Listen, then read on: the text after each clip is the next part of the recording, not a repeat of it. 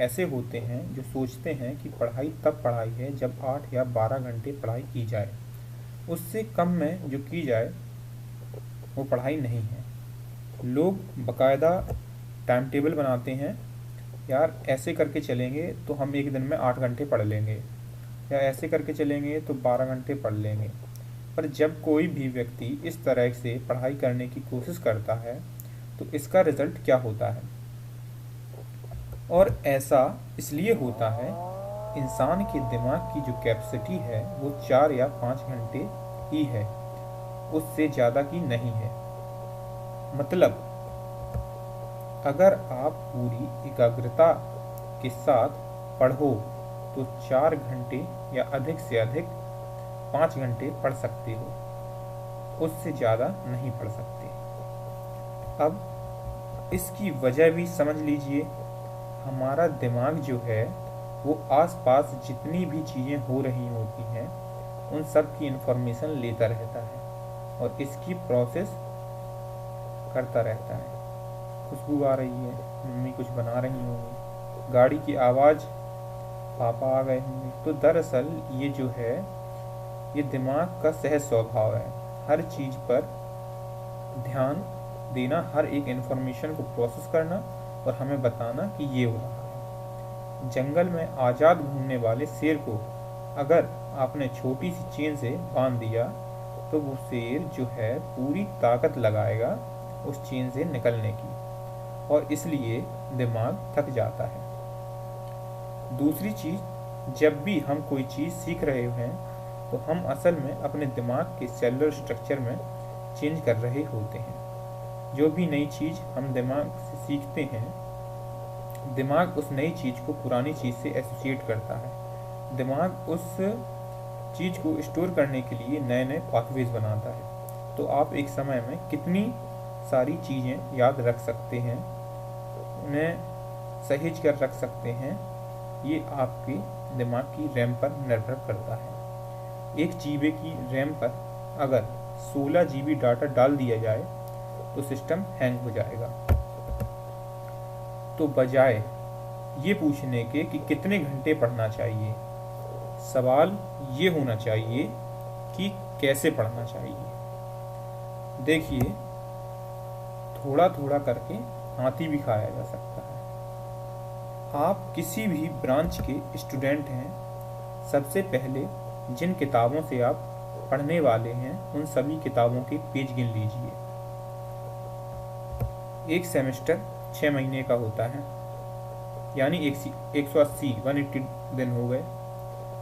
इसको डिवाइड कर लीजिए और आपको एग्जैक्टली पता चल जाएगा कि पूरे कोर्स को ख़त्म करने के लिए आपको रोज़ 11 पेजेस पढ़ना है।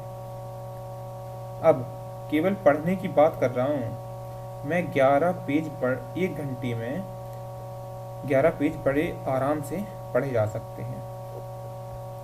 यानी अगर आप रोज़ 1 घंटा पढ़ रहे हो तो आपका पूरा कोर्स ख़त्म हो जाएगा। आप 2 घंटा पढ़ रहे हो, आपका कोर्स 2 बार ख़त्म हो जाएगा। 3 बार पढ़िए, 3 बार हो जाएगा। और अगर आप रोज़ 4 घंटे पढ़ते हैं तो आपका कोर्स 4 बार हो जाएगा। और जब 4 बार रिवीजन करके एग्ज़ाम हॉल में आंसर लिखने बैठोगे तो आपको सोचना नहीं पड़ेगा, आपका पेन अपने आप चलेगा। अब अगर आप किसी कॉलेज या स्कूल के स्टूडेंट हों तो 5 साल के क्वेश्चन पेपर, सिलेबस, इन दोनों चीज़ों को 5-5 बार पढ़ लो। आपको इंटरनल चॉइस समझ में आने लगेगी। देखिए, एक यूनिट में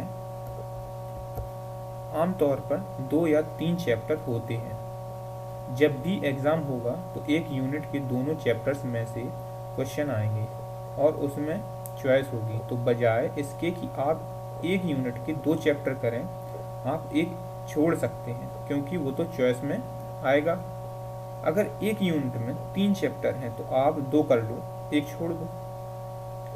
यानी 2000 पेजेस हमने गिने थे, उनमें से 1000 पेजेस तो इंटरनल चॉइस में आएंगे। यानी भले ही हमें आंसर आता हो हम नहीं लिख सकते। इसका मतलब ये हुआ आप किसी भी ब्रांच के स्टूडेंट हैं, आप आधा कोर्स छोड़ सकते हैं। अब फिर से गणित लगाते हैं। अब आपको रोज 5.5 घंटे पढ़ना है, यानी अब अगर आप रोज 1 घंटा पढ़ रहे हो तो आपका पूरा कोर्स 6 महीने में हो जाएगा।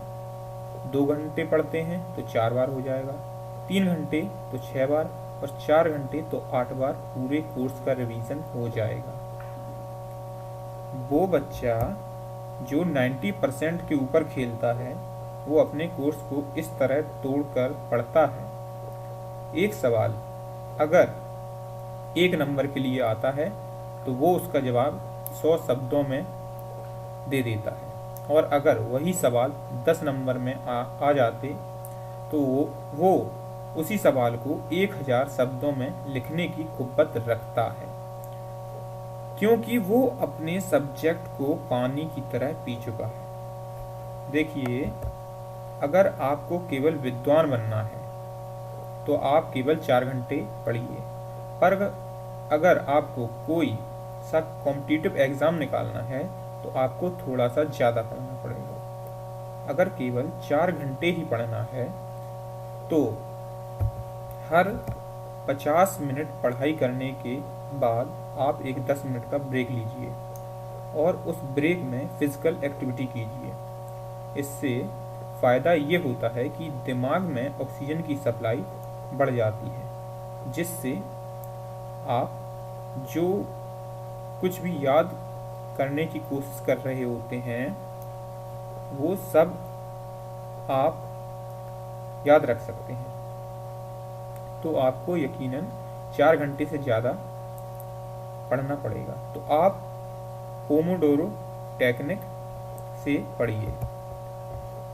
इसमें हर 25 मिनट पढ़ाई के बाद 5 मिनट का ब्रेक लेते हैं, और ब्रेक ख़त्म करने के बाद वही सब नहीं उठाते, दूसरा सब उठा लेते हैं, क्योंकि आप ब्रेक लेने के बाद अलग अलग सब्जेक्ट्स पढ़ते हो।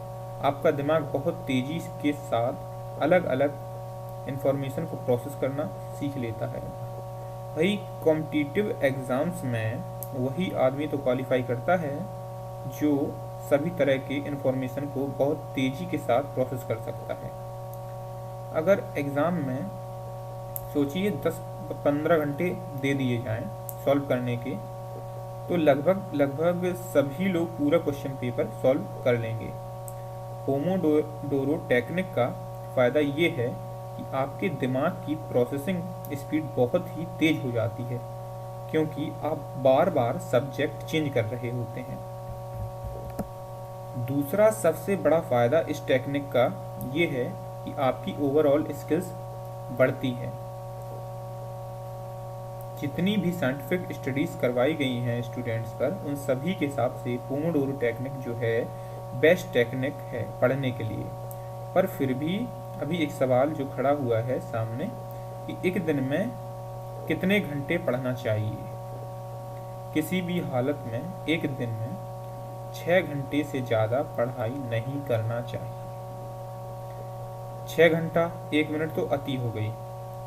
देखिए, अगर आप सही मायने में किसी चीज़ को अच्छी से सीखना चाहते हैं तो सबसे अच्छे रिसोर्सेज का इस्तेमाल कीजिए, यानी सबसे अच्छी किताब खरीदिए, सबसे अच्छे टीचर से पढ़िए और सबसे अच्छे तरीके से पढ़िए। अगर आप 6th क्लास में पढ़ाई कर रहे हों तो सबसे अच्छे रिसोर्सेज का इस्तेमाल करिए। आप सोच भी नहीं सकते कि कब का याद किया हुआ आपको कब एक नंबर दिला देगा जिससे आपका सिलेक्शन हो जाएगा। भाई, जितने भी कॉम्पिटिटिव एग्ज़ाम्स होते हैं उन सब में 6th तक से 10th तक के बीच का ही तो आता है। ऐसा क्यों? क्योंकि 11th और 12th में लोग अपना सब्जेक्ट चेंज कर देते हैं। दूसरी बात, मोबाइल में विकिपीडिया और फ्री डिक्शनरी दोनों एप्लीकेशंस होना चाहिए। अब अगर आपकी ज़िंदगी में कोई बहुत बड़े मकसद नहीं है तो आप क्या करना, पूरे कोर्स के पेजेस काउंट करना, सिलेबस और 5 साल के क्वेश्चन पेपर देखना और आधा कोर्स याद कर लेना। पर अगर आप ज़िंदगी में कुछ अचीव करना चाहते हैं तो आपको पूरा सिलेबस एक बार विकिपीडिया से पढ़ लेना चाहिए। दूसरी चीज़, आप फ्री डिक्शनरी से रोज़ 15 मिनट पढ़ोगे तो क्योंकि आप रोज़ रिलेटेड वर्ड्स पढ़ रहे होगे इसलिए आपकी वोकेबलरी बहुत अच्छी हो जाएगी। अगर कोई भी स्टूडेंट इन दोनों एप्लीकेशंस का नियमित रूप से यूज़ करे, विकिपीडिया और फ्री डिक्शनरी, वो बंदा जहाँ खड़ा हो जाएगा ना वहाँ पर सवेरा हो जाएगा। जब भी आप पढ़ाई करें इन चीज़ों को, जो चीज़ आपको डिस्टर्ब करती हैं उन्हें दूर कर दें। सबसे पहले जैसे ही पढ़ने बैठो सबसे पहला काम ये करो, मोबाइल को एयरप्लेन मोड पर लगा दो।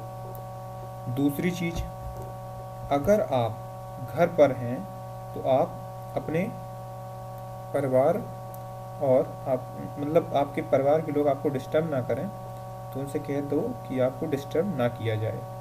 पर अगर आप हॉस्टल में हैं तो क्या करें, थोड़ी सी रुई पे थोड़ा सा सरसों का तेल डालिए और उसे कान में फंसा लीजिए।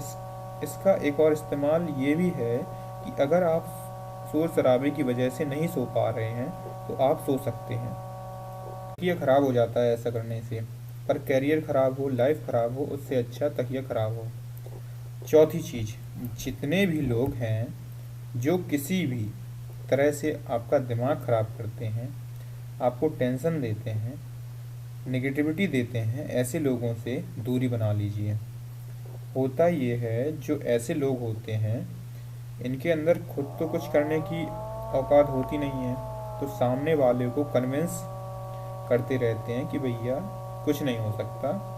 और जो नेगेटिव टाइप के लोग होते हैं ये छोटी छोटी बातों में आपको उलझा के रखे रहते हैं, और अगर आप छोटी छोटी बातों में उलझ के रह जाओगे तो आप ज़िंदगी में कोई बड़ा काम नहीं कर पाओगे। ये बात ध्यान रखिए, जब आप किसी से दूर हों तो ऐसा कुछ ना कहें ना करें कि सामने वाले के को हर्ट हो, उसका दिल दुखे, और दिल भी ना दुखे और दूरी भी बन जाए। उससे सबसे अच्छा तरीका है पैसे उधार मांगो। जितनी बार वो बंदा दिखे उतनी बार उससे मांगो। पैसा दे दे तो अगले दिन ही पूरे पैसे वापस कर दो, 2 दिन बाद और ज़्यादा पैसे मांगो। अधिक से अधिक 1 महीना लगता है इस टेक्निक में, वो बंदा खुद ब खुद आपकी ज़िंदगी से निकल जाएगा। नुकसान इस टेक्निक का ये है कि लोग ये धारणा बना लेते हैं कि आप भिखमंगे हो। ऐसा मैंने इसलिए कहा क्योंकि ज़्यादातर लोगों से आप उधार मांगोगे, क्योंकि ज़्यादातर लोग नेगेटिव होते हैं। अभी इस वक्त आपके बारे में कुछ कह रहा है, कुछ सोच रखता है, उस चीज़ पर बिल्कुल भी ध्यान मत दो। थोड़े समय के बाद जब आप एक अच्छा कैरियर बना लोगे, लोग एक अच्छा मुकाम हासिल कर लोगे तो इन चीज़ों का कोई मतलब नहीं रह जाएगा। 5वीं चीज़, अगर आप अच्छे से पढ़ाई करना चाहते हो तो आपकी हेल्थ एकदम सही होना चाहिए। रोज़ एक्सरसाइज करिए। अनुलोम विलोम जो है वो स्टूडेंट्स के लिए बहुत अच्छा होता है। आंवले का मुरब्बा खाइए, और वो ना मिले तो किसी न किसी रूप में आंवला रोज़ खाना चाहिए। स्टूडेंट्स को आंवला खाना ही खाना चाहिए। स्प्राउट्स यानी कि अंकुरित आहार, ये सभी स्टूडेंट्स को खाना चाहिए क्योंकि स्प्राउट्स में सभी माइक्रो और मैक्रो न्यूट्रिएंट्स मिल जाते हैं और भरपूर मात्रा मिल जाते हैं। पढ़ते पढ़ते चढ़ते रहो। और इस चीज़ों को भी समझ लीजिए कि काजू, अखरोट, बादाम में मैक्रो न्यूट्रिएंट्स उतने नहीं होते जितने अंकुरित आहार में होते हैं। 8 घंटे सोना चाहिए। इन 5 चीज़ों का अगर आप ध्यान रखेंगे तो आपका स्वास्थ्य कभी भी खराब नहीं होगा। अब कभी कभी ऐसा भी होता है कि हमारा पढ़ने लिखने में मन नहीं लगता, और बहुत सारे स्टूडेंट्स की सबसे बड़ी परेशानी ही ये है कि उनका पढ़ाई में मन नहीं लगता।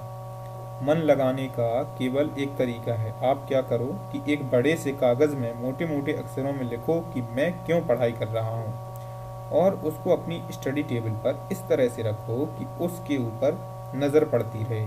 थोड़े से दिनों में यानी 1 महीने में ये चीज़ जो है आपके सबकॉन्शियस में चली जाती है और फिर आपका मन लगने लग जाएगा। दूसरी चीज़, देखिए दुनिया में जितने भी लोग महान बने हैं उन सभी ने अपने जीवन का एक लक्ष्य निर्धारित किया है। फिर उन्होंने ये निश्चित किया कि लक्ष्य को प्राप्त करने के लिए हमें क्या करना पड़ेगा, और जो कुछ भी करना पड़ा वो सब कुछ किया, भले ही उनका मन लगता था या नहीं लगता था। आखिरी चीज़, कोई भी चीज़ अगर आप सीखना चाहते हो तो आपको वो चीज़ बार बार दोहराना पड़ेगा। Repetition is the mother of all knowledge. देखिए मेमोरी रिटेंशन पर बहुत सारी साइंटिफिक स्टडीज़ करी गई हैं, उनसे ये ग्राफ सामने आया है। और इस ग्राफ का मतलब ये है कि अगर आप किसी चीज़ को बहुत अच्छे से याद करना चाहते हो तो आपको उसका तो इस तरह से रिवीजन करना चाहिए। पहला रिवीजन उसी दिन 1 घंटे के बाद किया जाना चाहिए। दूसरा रिवीजन दिन खत्म होने के बाद।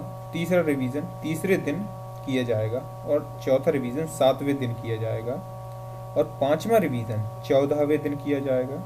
और उसके बाद इस चीज़ को हर 30 दिन के बाद रिवाइज करना चाहिए। अब इस तरीके की जो सबसे बड़ी खूबसूरती है वो ये है कि आपको कुछ भी याद करने को नहीं कहा जा रहा है।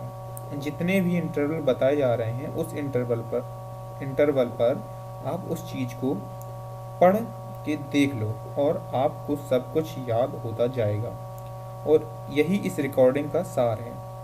आप कभी भी कुछ भी करो, आप याद करने की कोशिश ना करो, आप बस पढ़ो और नियमित अंतराल पर रिवाइज करते रहो और आप उस चीज़ को पूरी समग्रता के साथ सीख लेंगे। और यही इस रिकॉर्डिंग का सार है और यही किसी भी चीज़ को याद करने का सबसे एफिशिएंट और परमानेंट तरीका है। इसके साथ मैं अपनी वाणी को विराम देता हूँ, अपना टॉपिक ख़त्म करता हूँ। आप इस चैनल को सब्सक्राइब कर लीजिए और मुझे 7007212516 पर व्हाट्सएप पर हाय लिखकर भेजिए और मैं अपने ब्रॉडकास्ट लिस्ट में शामिल कर लूँगा। आपने मुझको इतना समय दिया, इसके लिए थैंक यू।